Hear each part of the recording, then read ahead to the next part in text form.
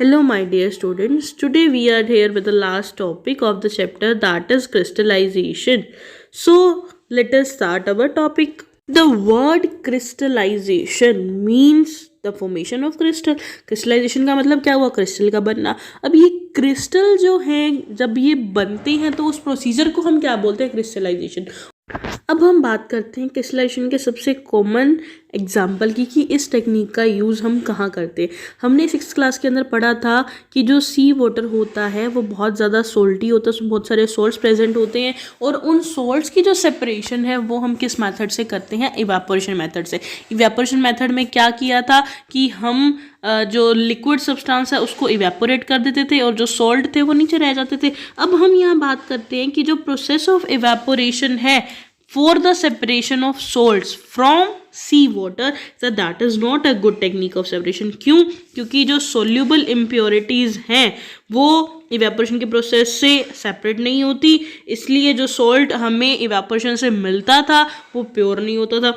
Second thing, जो crystal बनते थे सॉल्ट के, जो इवेपोरेशन मेथड से बनते थे वो क्रिस्टल बहुत छोटे छोटे होते थे और जो उनकी शेप होती थी that can also not be seen clearly, उससे भी हम इजीली क्लियरली विजिबल नहीं कर पाते थे. तो हम यहाँ क्या कह रहे हैं?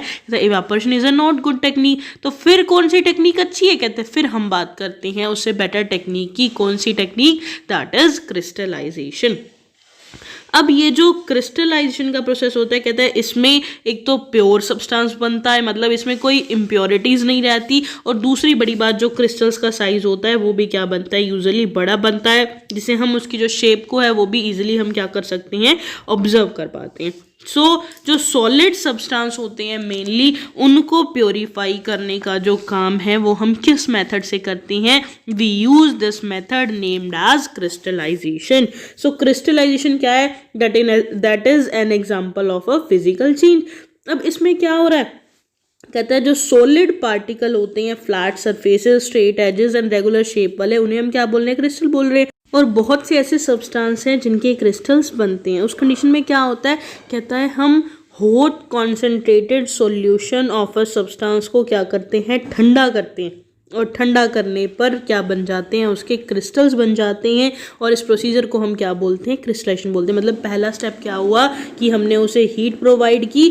जब वो सॉल्यूशन जो है वो हॉट और कॉन्सेंट्रेटेड बन गया तो उसे हम क्या करते हैं? ठंडा करने के लिए छोड़ देते हैं, और ठंडा करने पर उसके क्या बन जाते हैं? क्रिस्टल्स बन जाते हैं. तो इस प्रोसीजर को हम क्या बोल रहे हैं? क्रिस्टलाइजेशन बोल रहे हैं. अब ये जो क्रिस्टलाइजेशन का प्रोसेस है, कहता है that is use to obtain large crystal. बड़े बड़े क्रिस्टल्स बनाने के लिए हम इसका यूज करते हैं प्योर सब्सटेंस के from the impure solid substance. अब ये जो इम्प्योर सॉलिड सब्सटेंस होते हैं, जो इसमें क्या होती है? मेनली दो टाइप की इम्प्योरिटीज होती हैं. एक जो उसके अंदर मिक्स होती हैं और दूसरी जो उसके अंदर मिक्स नहीं होती, मतलब सोल्यूबल और इनसोल्यूबल इम्प्योरिटीज. अब जो इनसोल्यूबल इम्प्योरिटीज हैं उसको तो हम फिल्ट्रेशन से क्या कर सकते हैं? सेपरेट कर सकते हैं. जबकि जो सोल्यूबल इम्प्योरिटीज हैं उनका सेपरेशन के लिए हम जिस मेथड का यूज़ कर रहे हैं दैट इज दिस मेथड. कौन सा? क्रिस्टलाइजेशन. तो इसमें हम क्या कर रहे हैं कि जो सोल्ट की भी फॉर्मेशन होती है फ्रॉम द सी वाटर, उस मेथड में भी हम इस प्रोसीजर का यूज़ करते हैं, इस मेथड का यूज़ करते हैं, और ये कौन सा मेथड कहलाता है? हमारा क्रिस्टलाइजेशन. अब हम बात करते हैं कि किस तरीके से हम लार्ज क्रिस्टल्स बनाएंगे प्योर कॉपर सल्फेट के from an impure sample of copper sulphate powder. हमारे पास इम्प्योर कॉपर सल्फेट पाउडर है और उससे हम क्या करेंगे? प्योर कॉपर सल्फेट के क्रिस्टल बनाएंगे by using this method named as crystallisation. इसके लिए हम क्या लेंगे? कहता है हम 100 ml ऑफ वाटर लेंगे बीकर के अंदर, और उसमें हम क्या करेंगे? कुछ ड्रॉप्स डाइल्यूट सल्फ्यूरिक एसिड की डाल देंगे. अब हम क्या करेंगे? कहता है हम पानी को गर्म करना शुरू करेंगे, तब तक करेंगे जब तक कि वो पूरा अच्छे से उबल नहीं जाए. उसके बाद हम उसमें क्या करेंगे? धीरे धीरे कॉपर सल्फेट पाउडर को उस हॉट पानी के अंदर, हॉट वाटर के अंदर क्या करेंगे? डालना शुरू करेंगे, और उसको कंटिन्यू क्या करते रहेंगे? हिलाते रहेंगे. अब हम उस कॉपर सल्फेट पाउडर को तब तक डालेंगे जब तक कि हमारा सॉल्यूशन सैचुरेटेड ना बन जाए. मतलब तब तक डालेंगे जब तक हमारा सैचुरेटेड ये जो कॉपर सल्फेट पाउडर था वो अच्छे से मिक्स हो रहा है. जब ये मिक्स होना बंद हो जाएगा तब हम उसे डालना भी क्या कर देंगे? बंद कर देंगे. मतलब उस कंडीशन में हमारे पास क्या बन जाएगा? कॉपर सल्फेट का सैचुरेटेड सॉल्यूशन बन जाएगा. अब हम क्या करेंगे? उस hot saturated solution of copper sulphate को फिल्टर करेंगे, मतलब फिल्टर पेपर की हेल्प से हम क्या करेंगे, जो इनसोल्यूबल इम्प्योरिटीज थी उस सॉल्यूशन के अंदर उसको क्या कर देंगे, सेपरेट कर देंगे। अब इनसोल्यूबल इम्प्योरिटीज तो क्या होती हैं, बड़ी बड़ी होती हैं, जो फिल्टर पेपर में से पास नहीं होती, और वो फिल्टर पेपर से पास नहीं होंगी तो वो क्या हो जाएंगी, सेपरेट हो जाएंगी। बाद जो हमारा हॉट कॉन्सेंट्रेटेड सॉल्यूशन था कॉपर सल्फेट का, जब फिल्टर पेपर से पास हो गया उसको हम क्या कर देंगे, ठंडा होने के लिए छोड़ देंगे। अब वो क्या होगा, धीरे धीरे ठंडा हो जाएगा।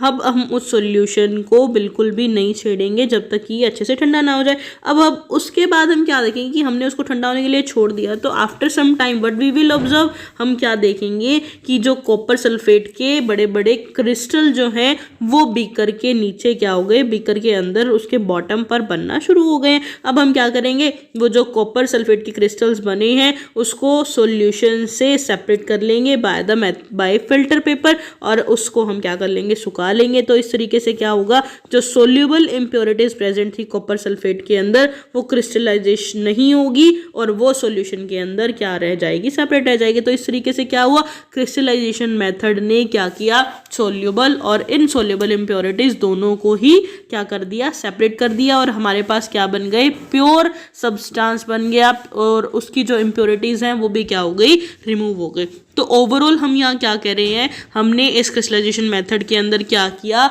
हॉट कॉन्सेंट्रेटेड सॉल्यूशन ठंडा करके उसके क्या बना दिए, क्रिस्टल बना दिए, और इस प्रोसीजर को हम क्या बोल रहे हैं, क्रिस्टलाइजेशन बोल रहे हैं। तो इस तरीके से क्या होता है, कहता है द क्रिस्टल्स ऑफ फिटकरी, वो भी हम इस मेथड से बनाते हैं। और जो सी वाटर है उसमें से भी जो सॉल्ट का सेपरेशन है वो भी किस मेथड से बनाया जाता है, by the help of crystallisation method. क्योंकि इस टाइम पे क्या होता है कि जो सोल्ट्स प्रेजेंट हैं उस सोल्ट की सोल्यूबल और इनसोल्यूबल इम्प्योरिटीज दोनों ही क्या हो जाती है, सेपरेट हो जाती हैं, और हमें प्योर सोल्ट मिलता है। तो अब आपका ये जो चैप्टर है वो कंप्लीट हो गया है।